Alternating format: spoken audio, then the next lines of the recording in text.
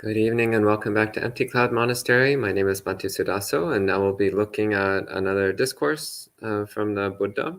So we'll start by paying homage to the Buddha, and then I'll go through the Sutta and then take any questions at the end.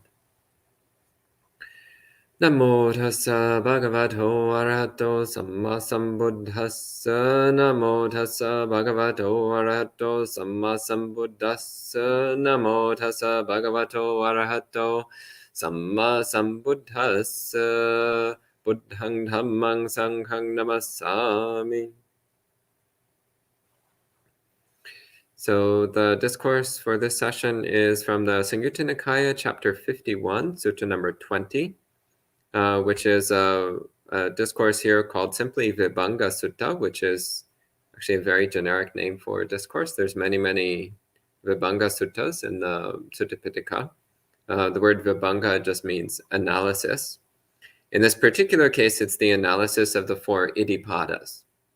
So the four Iddhipada is a list which is a bit less common in the suttas than some of the other ones. So it's still a relatively common list, but not as common as, for example, the Noble Eightfold Path or the Threefold Training or the 5 Spiritual Powers or those ones, which are more frequent.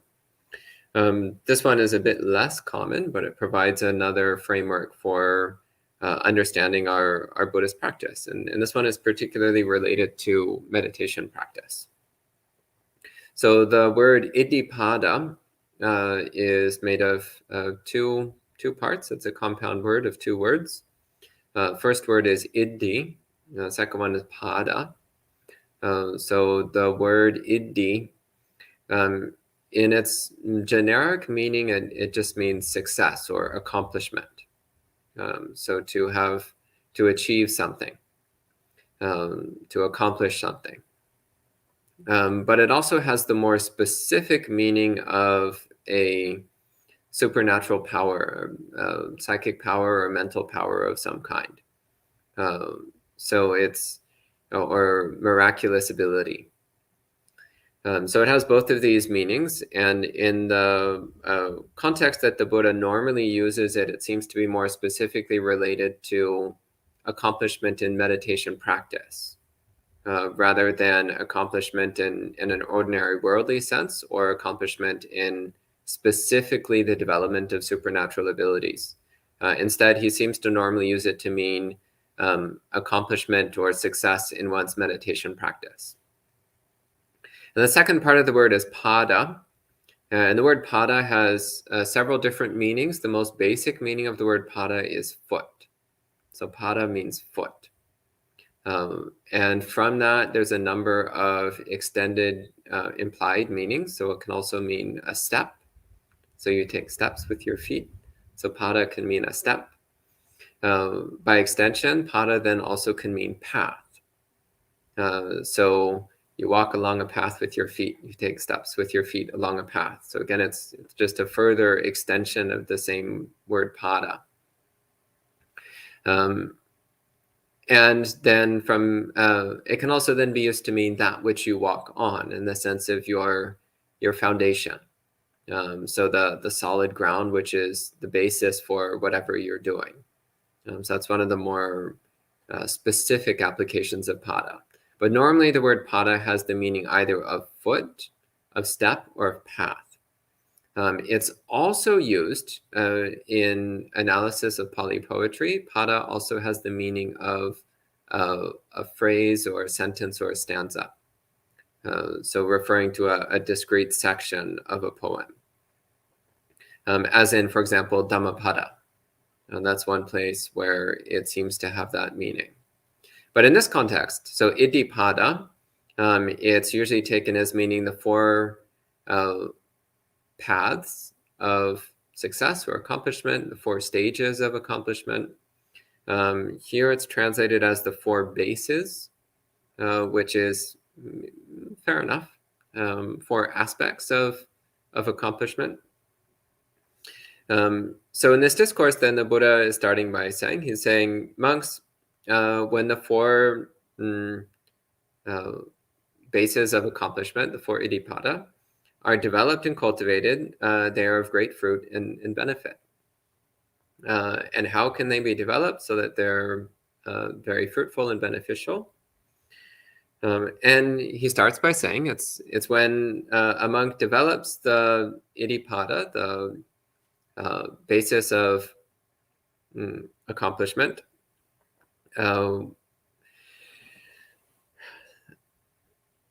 And I'm going to have to explain the Pali term here because it's quite long and complicated. The Buddha says, Chanda Samadhi Padana Sankhara. So this is a compound of 4 words, which is a bit uncommon in the suttas. Normally, word compounds are not longer than 2 or 3 words. So the first word here is chanda, which has the meaning of interest, the interest that we have in something. So taking an interest in something or being interested in something. Samadhi, which means the unification and focus of mind. Padana, which means the application of effort or striving. And sankhara. So sankhara is another one of these very broad words. But here it seems to have the meaning of activity or application of mind. So chanda samadhi padana sankhara. So the application of a focused mind based upon interest. So the application of a focused and interested mind. So the Buddha says, based upon this application of a focused and interested mind, one develops the basis of accomplishment. So this is then the first one. The first of the 4 Iddhipadas is Chanda. So this interested mind.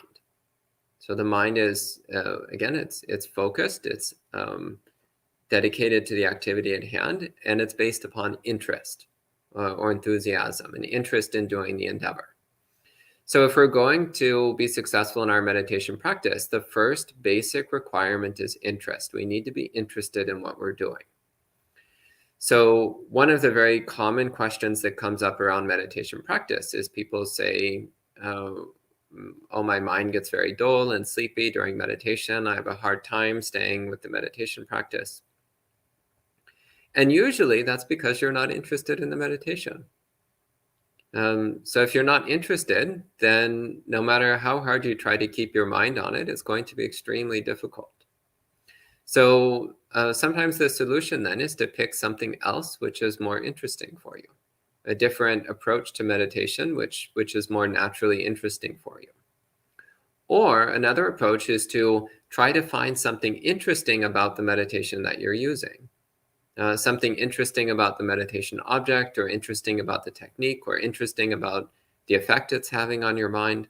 Try to find something there that grabs your interest, because that will make it much easier to apply and maintain your effort during your meditation practice.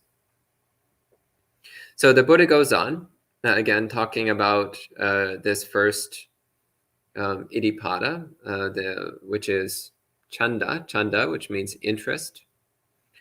So he says, one thinks, may my interest not be too lax or too tense, and may it be neither internally constricted nor scattered externally.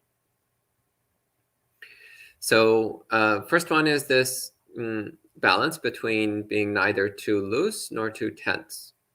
So if we let the mind become too loose, too lax, too lazy, then it will just become blurry and hazy and dull, and that's not very useful. On the other hand, if the mind becomes too tense, too tight, then it tends to become agitated and uncomfortable. So we're looking for something in between. And he also says it should be neither internally constricted or externally scattered. So internally constricted, there's different ways of understanding this, but one is when one's attention becomes too narrow, to the point where one's attention kind of crunches down into a little point. And again, this isn't particularly useful because it means we're losing our full spectrum mindfulness. The mind is becoming constricted to the point where it's no longer fully aware of our experience. But we also don't want the mind to be scattered externally. So that's where the mind is constantly bouncing around between different sensory impressions, like, oh, I hear this over there, I see this over there, I smell this, constantly bouncing around. So we don't want the mind to be scattered about, and we also don't want the mind to be constricted to a tight little point. So we want the mind to be relaxed and open, but not bouncing around. And the Buddha continues, he says, one maintains this perception continuously, as before, so after, as after, so before, as below, so above, as above, so below, as by day, so by night, as by night, so by day. In other words, one continues practicing with the mind in this way continuously, all the time, in every circumstance.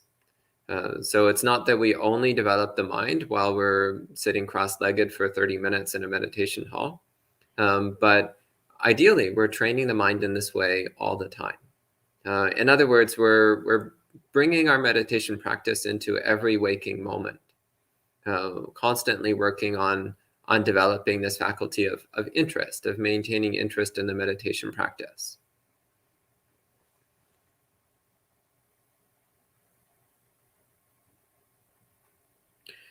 And so the Buddha continues, he says, thus with an open mind, a mind which is not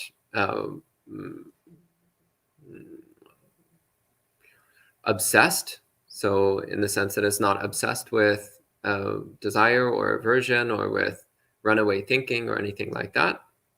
And the mind is open. So again, there's a sense of spaciousness and ease in the mind.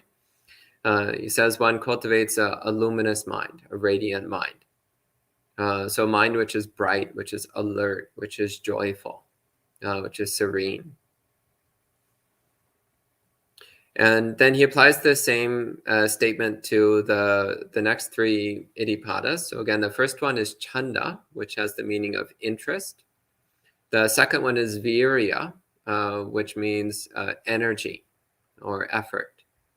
The third one is Chitta, and the word Chitta literally just means mind, though it can also have the meaning of thinking or thought process. And the fourth one is Vimamsa, which means review or investigation or inquiry.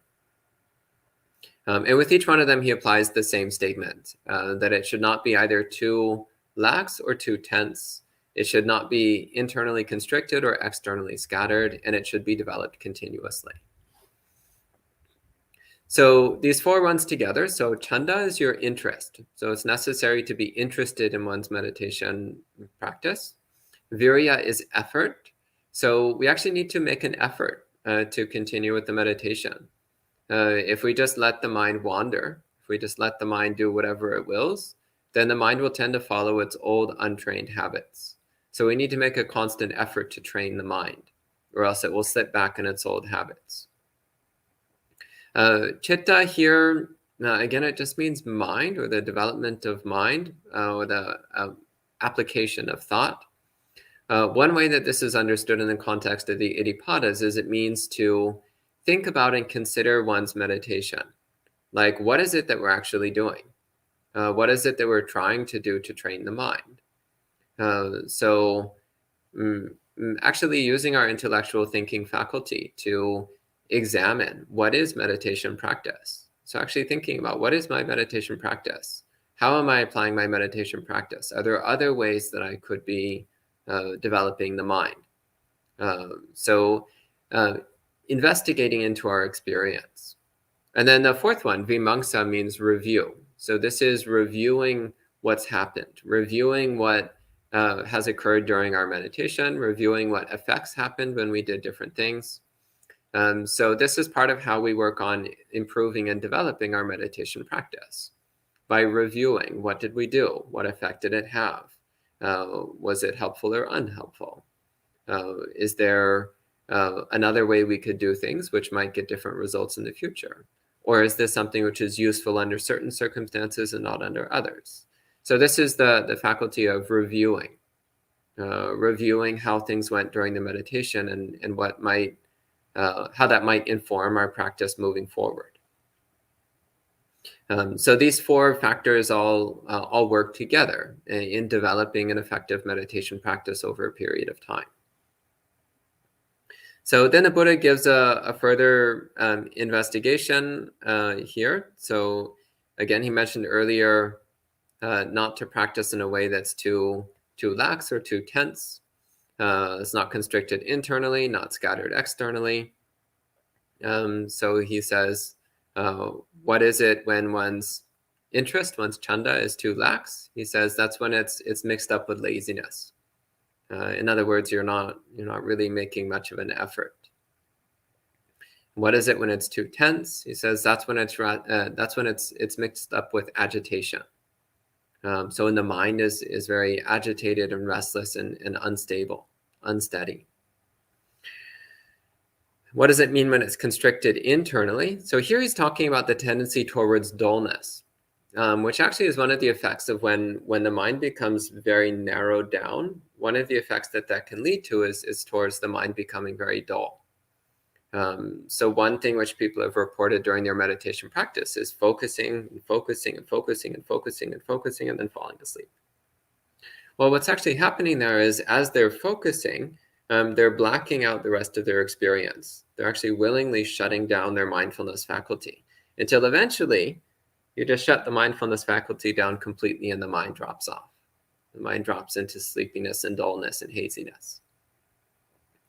So this is something to watch out for in our practice. When the mind starts to close in on itself, that's usually a sign that it's about to drift off.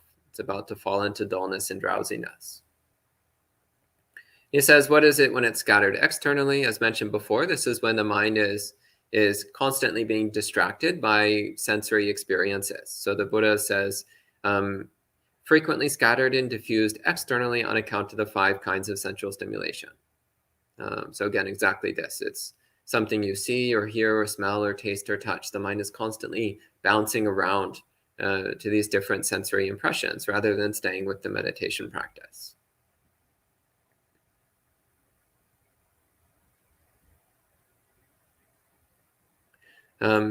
And here, so he says, how does one perceive things as before, so after, as after, so before? And he says it's when the perception of continuity, so continuity means after and before, so continuous, is well grasped, focused on, borne in mind, and comprehended wisely. So this isn't actually much of a useful description here. But again, the way I understand this is he's saying to practice continuously, so uninterruptedly, maintaining the development of mind as we go throughout our day. He says, how does one meditate as below, so above, as above, so below? And in this discourse, it then goes through the analysis of the mindfulness of the body in terms of the parts of the body or aspects of the body. So head hair, body hair, nails, teeth, skin, flesh, sinews, bones, bone marrow, kidneys, heart, liver, diaphragm, spleen, lungs, intestines, mesentery, food in the stomach, feces, bile, phlegm, pus, blood, sweat, fat, tears, grease, saliva, mucus, synovial fluid, and urine. So in other words, having a full and complete awareness of one's body experience inside and out.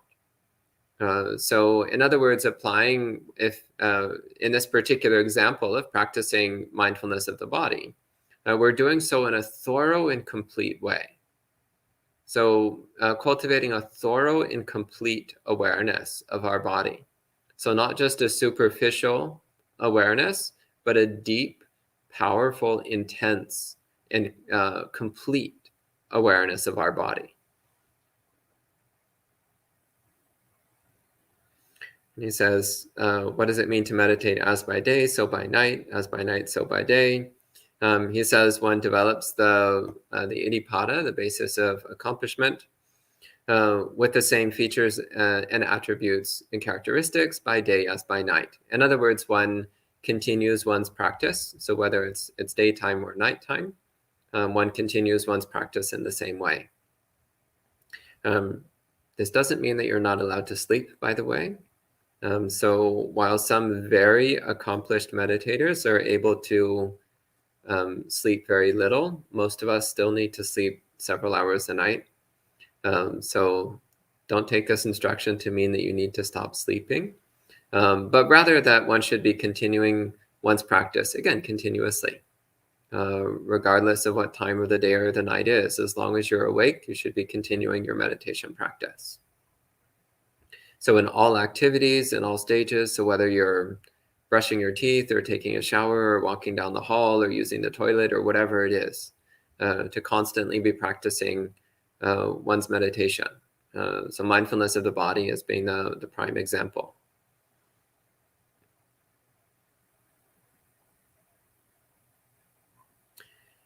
And he continues, how with an open and unobsessed mind does a monk develop a radiant mind? He says it's when a monk has properly grasped the perception of light and has properly grasped the perception of day. So there's different interpretations on what this means. So one way this is practiced is actually to literally brighten the mind. So increasing the intensity and clarity of one's awareness. The same way that if you have a light bulb with a dimmer switch and you're slowly turning up the dimmer switch and the room is becoming brighter and all the objects within the room are becoming clearer. So in the same way, we're gradually turning up the brightness of the mind. So increasing the sharpness and clarity of our mental awareness.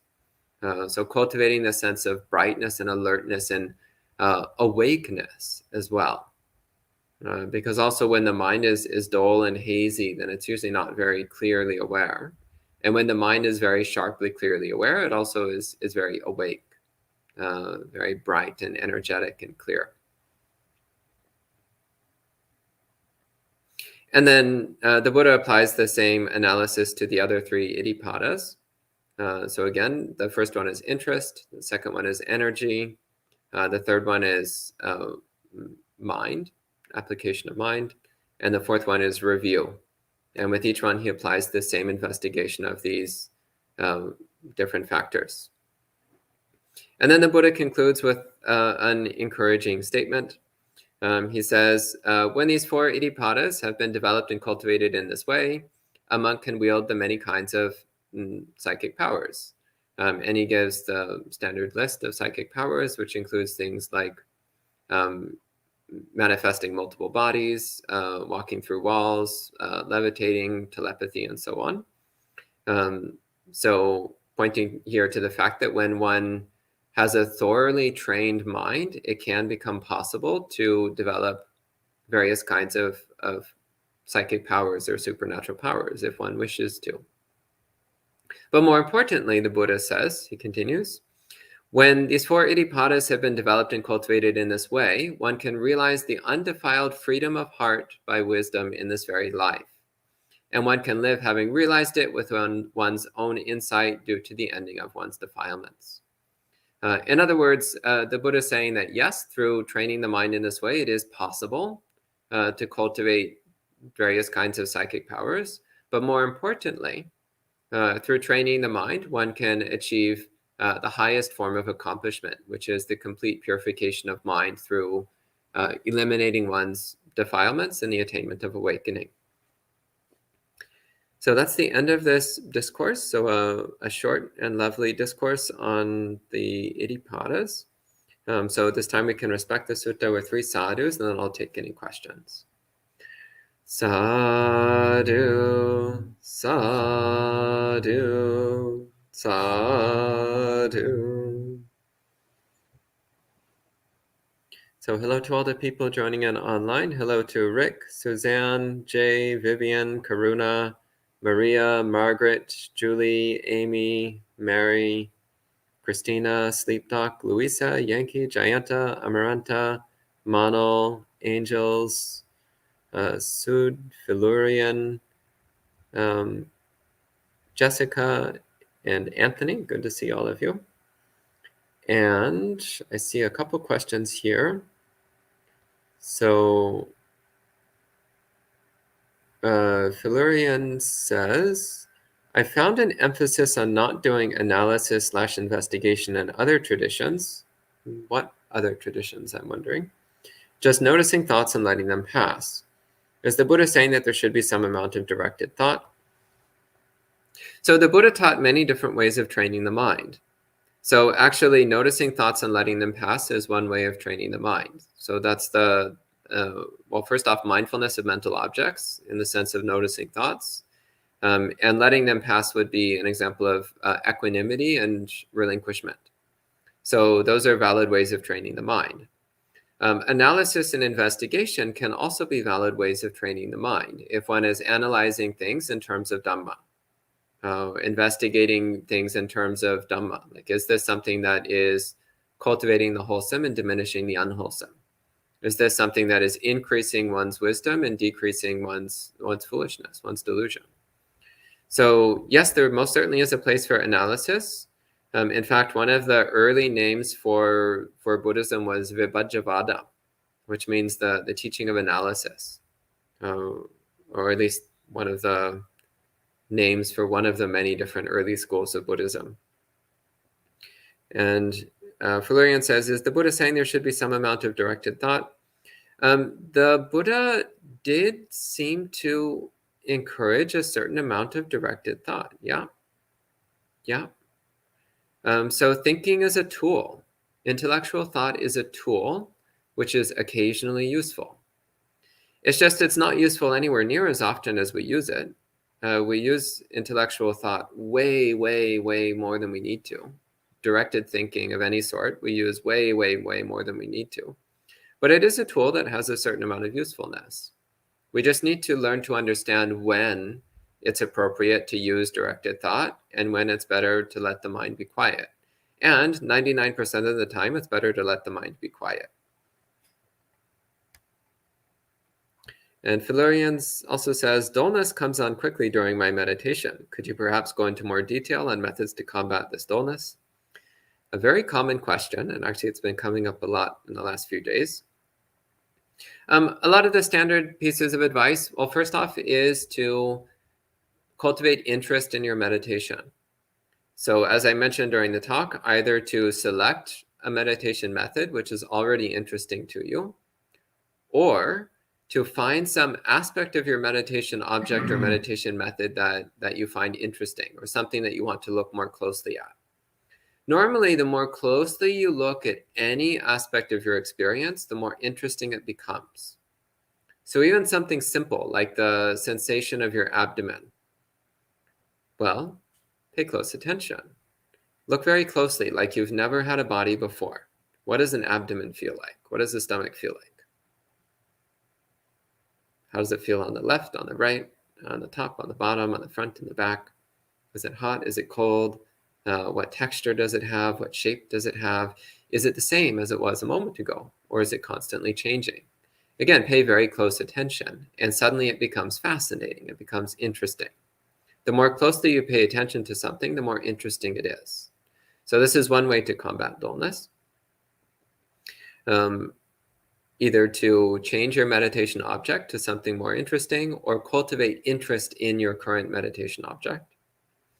Other things which can help a lot are things like sitting up straight while you're meditating, keeping your eyes half open while you're meditating. Another thing which can be helpful is doing meditation standing up. If you're very sleepy, then do standing meditation. Also, I don't consider it cheating to drink tea before meditation. I drink tea every morning and afternoon, partly because it helps a lot with my meditation practice. So that's perfectly fine. I don't see anything wrong with tea as an aid. I do recommend being a little more careful with coffee, because coffee for most people tends to be more agitating to the mind. But sometimes that can also be acceptable. Small amounts of coffee can also support one's meditation. Just be attentive to how it affects your mind. If it makes the mind agitated and restless, then maybe that's not the right option. And Rick says, is mindfulness of sound a valid meditation practice, or is this just being caught up in sense experiences? Mindfulness of sound is in fact a valid meditation practice. any of the senses can be used as a meditation object. We tend to pay a lot of attention to mindfulness of the body, but actually sound is just an aspect of the body. Mindfulness of the body doesn't mean only the tactile sensation. It can also mean the other physical senses. So mindfulness of sound is actually something which can be a very powerful way of cultivating awareness and concentration. So it says, do you recommend one use the perception of light to brighten the mind if it is too dull? That is a standard piece of advice, which actually comes from somewhere in the suttas. I've never personally found it useful for me, but I know other people who have found it useful, so you can try it and see if it helps you.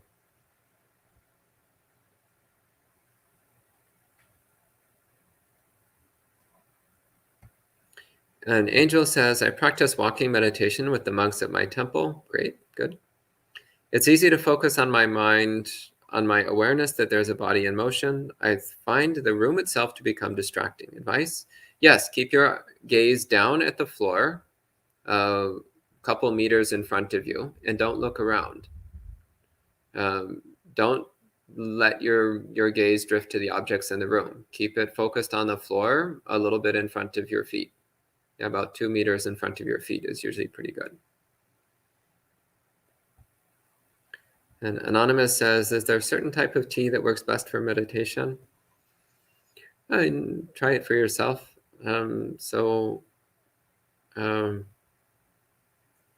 White tea, green tea, oolong tea, as you see fit. And just whatever you do, pay attention to the results.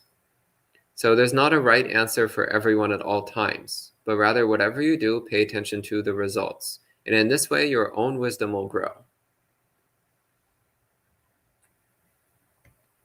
And Anthony says, what does the third Iddhipada refer to? I've seen some translations use purity of mind as opposed to just mind. Is it distinct from the third Satipatthana? So the Pali word is just chitta. And as far as I can recall, nowhere in the suttas does the Buddha ever clarify exactly what he means by the word chitta in the context of the Iddhipadas. So we don't actually have a lot to go on. So the word chitta itself usually just means mind. It's from the verb chinteti, which means to think about. So that's the best hints that we have. So again, normally chitta is just a word that means mind, but it is from the verb which means to think. So what exactly does it mean in the context of the Iddhipadas? Well, this is an endless debate. The way I have related to it that I find useful is that it means, again, thinking about your meditation practice. Not just going blindly through life or just going through impulse or intuition, but actually really deliberately thinking about what do I want to do, how am I going to do it, and then do it and see what happens. And then review afterwards. How did that go?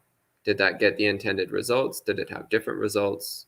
And so it's cultivating a deliberately thoughtful examination of your meditation so that you can refine your methods and strategies. But that said, there's a million different interpretations of what the word chitta means in the context of the Iddhipadas. This is just one way of understanding it. And Uday asks, can the Pali word for perception of light also mean clarity of perception instead? I mean, it's a bit of a stretch, but okay. Yeah. And Karuna says, is perception of continuity something you can cultivate, or is it something you set up the conditions to perceive? So again, I think of it more in terms of an attitude of continuity of one's practice. Like one is trying to have a continuous application of mind. So rather than intermittent. So I think of a simile, which I think comes from Ajahn Chah, but it might be a more generic quote, of when you're slowly turning on a water faucet. At the beginning, there's just individual drops of water falling, and there's a space between them. So drip, drip, drip. But as you turn the faucet up a little bit more, gradually the drops become more and more frequent until it becomes a continuous stream. So in the same way, in the beginning, when we're developing mindfulness, we're aware for a few seconds, and then we get distracted or space out again. And then we're aware for a few more seconds, then we get distracted again. But as we continue practicing, we can cultivate our awareness to the point where it becomes continuous. The mind is continuously present. So I think this is what the Buddha means when he talks about perception of continuity. It means continual awareness of one's meditation object. And Zach has a question which is a little bit off topic. Did the Buddha walk barefoot? Maybe Zach, if you could bring this to Monk Chat on Friday evening, that would be the place for off-topic things. And Karuna says, could you please expand on tense enthusiasm? So enthusiasm is Bhante Suddhāso's translation of Chanda, which I was translating as interest. So my understanding of this is it's when you're interested in the meditation object, but you're